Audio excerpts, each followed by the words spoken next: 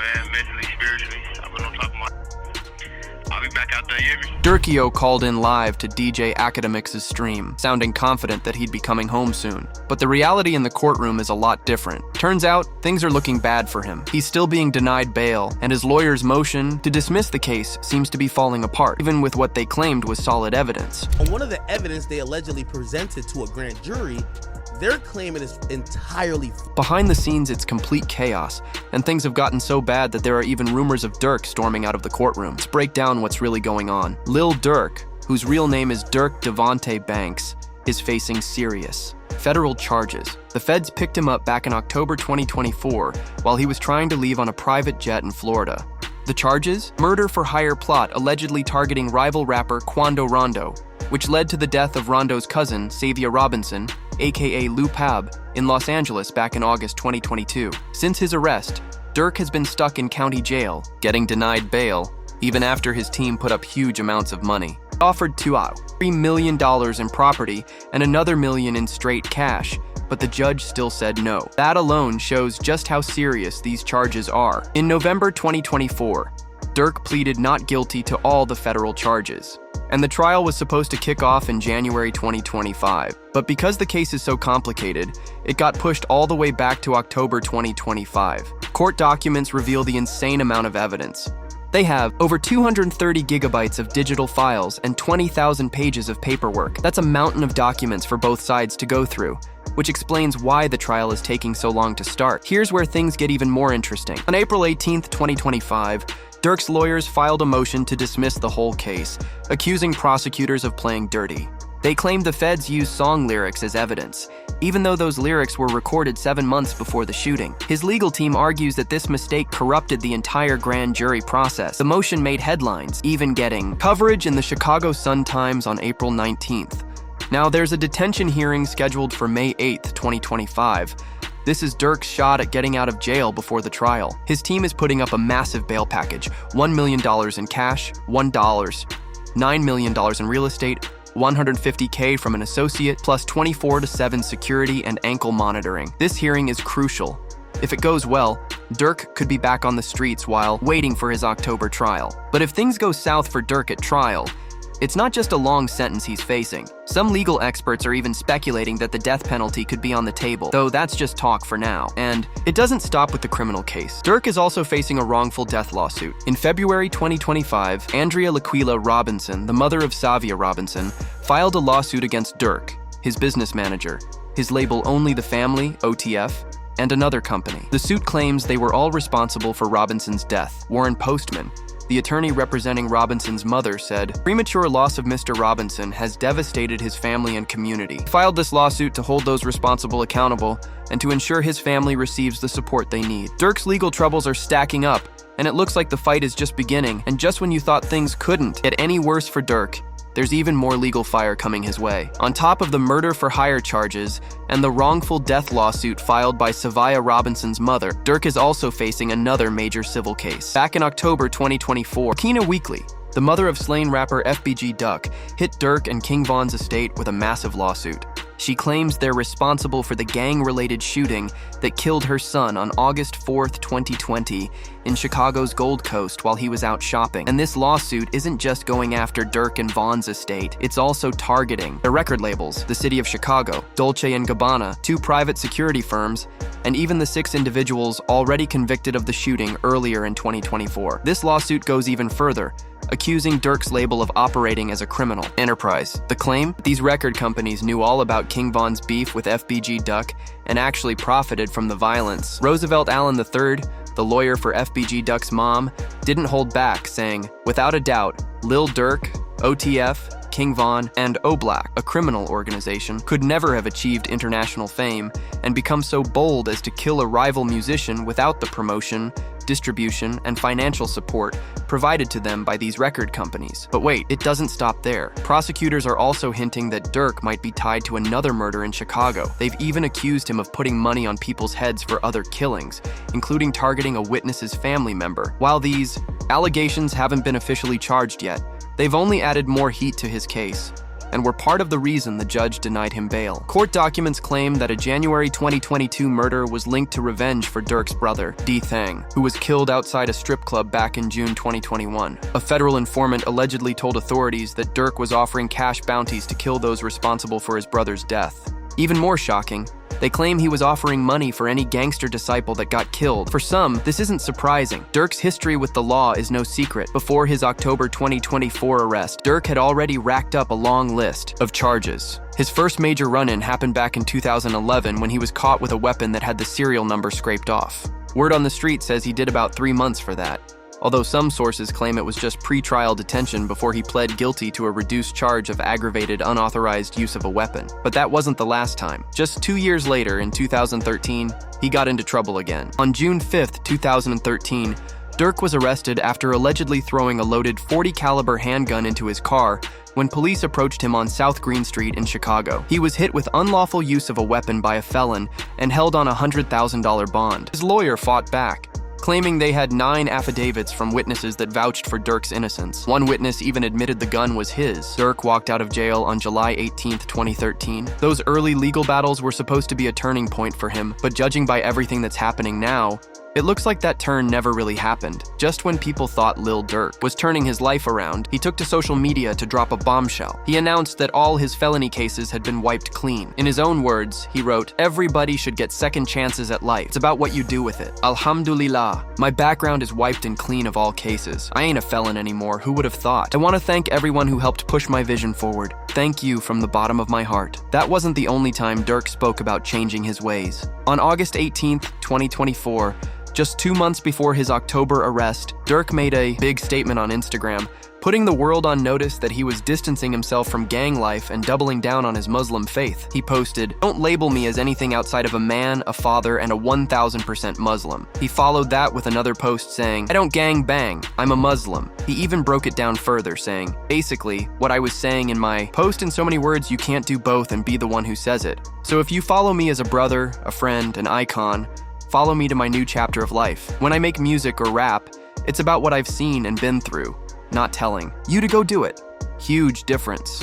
The music won't change, but my life goals will. But it wasn't all talk. Durk backed up those words with real action. In 2020, he launched the Neighborhood Heroes Foundation, a nonprofit aimed at uplifting and empowering communities. The foundation focused on education, community development, and social justice initiatives. One of his boldest moves, donating some of the royalties from his track Bedtime directly to support his foundation's goals. And he didn't stop there. Durk partnered with Amazon Music to launch the Durk Banks Endowment Fund, a college tuition program designed to hook up Chicago kids with scholarships to Howard University. This partnership resulted in major financial contributions, including a $250,000 donation to Howard's financial aid program, the Grace Grant. Despite all this positivity, Durk's legal nightmare continued to spiral. Since his October 2024 arrest, he's been locked up at the Metropolitan Detention Center, MDC, in Los Angeles. And word is, it hasn't been smooth sailing. Reports say Durk's been breaking jail rules,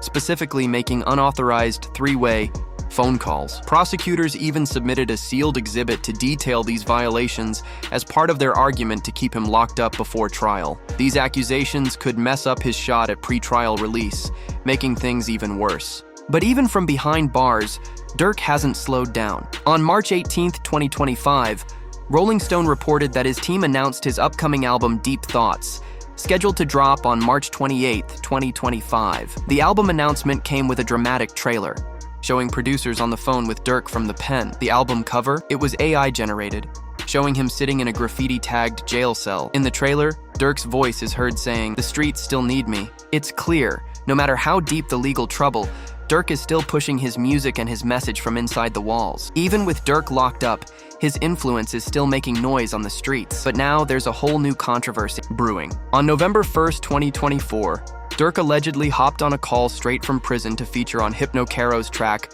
Where Smirk Go, according to the Express Tribune. The song included what sounded like a recorded call from a federal correctional facility with Durk spitting, "Hypno Caro, my brother from another forever legend off Only the Family, and I take your streets over, you know what time it is, rest in peace." Social media, of course, had a field day. Some people claimed it wasn't even him, that it might have been AI generated or just straight up fake. Despite the rumors, Hypno Caro stood strong for Durk, calling him a day one homie and highlighting their long history together. Harrow wasn't the only one either. Young Chop, one of the godfathers of Chicago drill, spoke out in support of Durk. He called Durk loyal and said he always had his back, especially during mental health struggles when they were both in Atlanta. Chop even credited Durk for helping bring up other artists from the city. Another supporter, Ashley Banks, who worked with Durk on Let's Get It back in 2012, praised him for staying resilient and inspiring others. She pointed out that Durk's impact on the drill scene is undeniable. Even Lyrical McCully, Durk's former manager, claimed, "The charges don't fit the man she knows," calling him a representative of Black Chicago's heart and soul. But not everyone's riding for Durk. The heat is real, especially from Andrea Laquila Robinson, the mother of Savaya Robinson, Lou Pab. She hit Durk with a wrongful death lawsuit in February 2025, accusing him of financing the hit that killed her son back in August 2022. And she's not the only one. Lasha Weekly, FBG Duck's mom, also filed a lawsuit in October 2024 claiming Durk had something to do with her son's murder in 2020. She's been vocal, even calling him out over lyrics that mention her son and dissing him publicly. She also blasted him for paying tribute to Duck at a concert, calling it disrespectful. Surprisingly, Quando Rondo, who's at the center of this whole situation, because it was his cousin, Lou Pab, who got killed, took to Instagram on October 27th, 2024, with a message of peace. He wrote, "We didn't get into this music industry to make it just to stay caught up in the street. We all have families and communities counting on us. It's time to leave all that behind. It's heavy on my heart to forgive anyone I had issues with in the past. It's all love from me, praying for everyone." While Rondo is calling for peace, the feds aren't backing down. They believe they've got enough evidence to bury Durk. The main legal storm centers around an alleged murder-for-hire plot back in August 2022 in Los Angeles. Prosecutors claim Lil Durk orchestrated a hit on Quando Rondo that ended with the death of his cousin, Savaya Robinson, Lou Pab. The motive? Payback for the 2020 murder of King Von, Durk's close friend and artist, supposedly at the hands of people rolling with Quando Rondo. The charges against Durk aren't light. Conspiracy to commit murder for hire, use of interstate. Facilities for murder for hire resulting in death and firearms offenses. If convicted, Durk could be looking at life in prison. And some legal analysts are even whispering about the death penalty being on the table, though that's still just speculation for now. With all this pressure mounting and lawsuits stacking up, Lil Durk's empire is under fire from all sides. Even though he's still putting out music and dropping bars from behind bars, it's clear that freedom is slipping further out of reach. Will Durk's empire stand strong, or is it all crumbling right before our eyes? The case against Lil Durk isn't just heavy, it's monstrous. The feds have stacked up a mountain of evidence, around 230 gigabytes of digital data, including audio and video recordings, surveillance footage, and more than 20,000 pages of reports. We're talking photos, witness statements, medical documents, and straight-up proof of violent acts. According to court filings, some of the key evidence is as clear as it gets.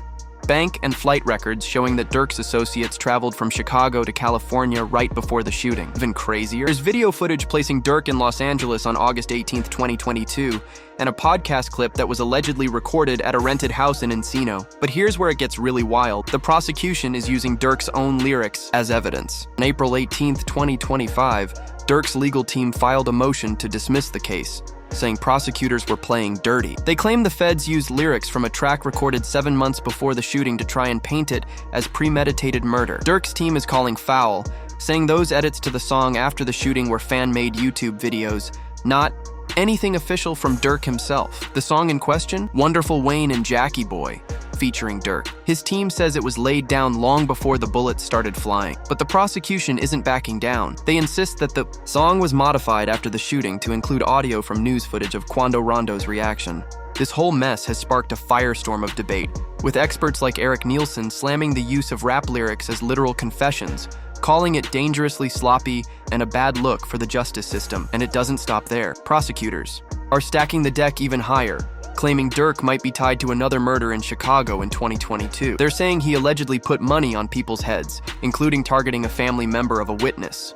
These allegations haven't led to charges yet. They've been enough to keep Durk locked up. This second murder, it involves Stephen Mack, who prosecutors claim was responsible for the killing of Durk's brother, D. Thong, outside a strip club back in June 2021. According to court documents, two men, Preston Powell, aka JB Marley, and Anthony Montgomery Wilson, aka AJ, got caught up in a murder-for-hire plot tied to Mack's death. AJ is already locked up, but JB Marley is still.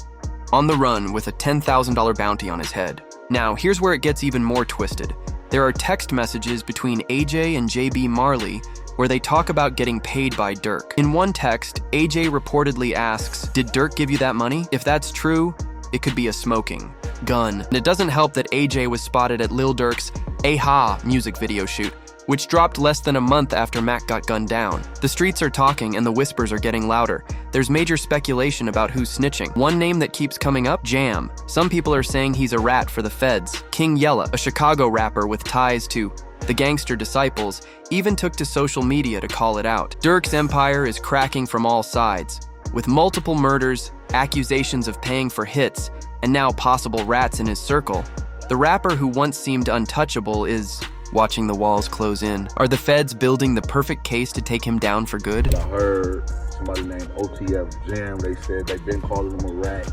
And basically he said, okay, I'm a rat. Well, watch this. This accusation is particularly significant because Jam is a longtime associate of Durk, who got out of prison in February 2022 after serving 12 years for attempted murder. Jam has tried to clear his name posting on social media. KCJ Hester, aka Jam is my artist's real name until you see that name on the paperwork. Don't at me in a wild twist. Jam has accused Durk of dry snitching on him in a track posting calling me a rat or a snitch, but rapping snitch on themselves all the time. Jam was referring to Van's song Back Again, where Durk spits, "Jam, get out that jam, I give him 50, ain't got to ask." Again, he was catching murders way back then. That's when the max was in Jam. Confirmed in an interview that Durk did bless him with bread when he got out. Fact. Can you tell us how much he gave you, or you don't want to even know? No, I ain't gotta get into all that, but bro made sure he made a way for me to be straight. According to Jam, ever since Durk name-dropped him in that song, law enforcement has been on his neck. He went off on social media saying, "Who snitched on who? He snitched on me in a song. Police all up on me after that. Oh, he catching murders? Let's get him." But the accusations of snitching don't stop there. Another affiliate known as Win took to Instagram to throw even more dirt, posting pics of two guys named Marlon Kirsch and Karen Hollins with the caption, "or a wire on." The suggestion that informants wearing wires might be lurking around is wild serious. If true, that means Durk's conversations might have been recorded, and that could mean more heat for him on multiple charges. One of the biggest bombshells? Allegations that Durk was caught on tape talking about King Von's past work. Now get this. In August 2022, authorities suddenly managed to pin 3 bodies on King Von's name, including one connected to female assassin K. Dowan. And that's even though Vaughn had been dead for 2 years. How did they magically get this info? People are questioning where these new details came from and if it's tied to informants flipping. Durk's case is also putting a huge spotlight on a mad controversial practice, using song lyrics as evidence. Prosecutors are trying to use Wonderful Wayne and Jackie Boy to show premeditation for murder, but Durk's legal team fired back, saying that song was recorded long before the incident. They even claim the prosecution tricked the grand jury by using that track as proof of planning. This whole thing isn't just about Durk. It's part of a bigger war against hip-hop lyrics being used in courtrooms. We saw it with Young Thug's Rico trial too. Critics like Eric Nielsen say treating bars like confessions is straight up lazy and misses the entire point of hip-hop as art. As the case moves forward, it's exposing deeper questions about the connection between rap and street life, the blurry lines between loyalty and snitching, and just how much the system is watching. It's crazy too because while Durk's painted as a philanthropist running the Neighborhood Heroes Foundation and donating to education, he's also getting accused of masterminding murder-for-hire plots. This case is more than just a legal battle.